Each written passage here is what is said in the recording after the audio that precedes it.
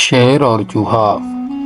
ایک شیر جنگل میں سو رہا تھا۔ ایک چوہا اس کی پیٹھ پر چڑھ گیا اور ادھر ادھر دوڑنے لگا۔ شیر کی آنکھ کھل گئی۔ اس نے چوہے کو پنجے میں پکڑ لیا اور چاہا کہ مار ڈالے۔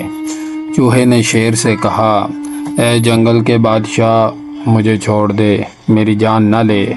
میں جیتا رہا تو اس بھلائی کے بدلے تیرے ساتھ بھلائی کروں گا۔ شیر کو چوہے کی اس بات پر ہنسی آ گئی۔ اسے چھوڑ دیا اور کہا، تو میرے ساتھ کیا بھلائی کرے گا؟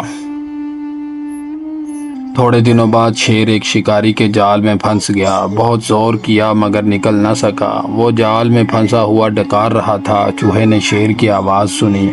وہ اپنے بل سے نکلا اور شیر کے پاس آیا۔ دیکھا وہی شیر ہے جس نے اسے چھوڑ دیا تھا۔ چوہے نے اپنے دانتوں سے جال کاٹ ڈالا اور شیر کو چھڑا دیا۔